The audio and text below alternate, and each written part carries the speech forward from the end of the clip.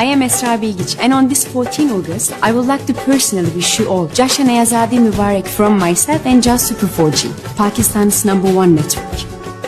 Pakistan Zindan. हम बोले मोहब्बत की जुबान, तुम बोले आज़ादी की जुबान.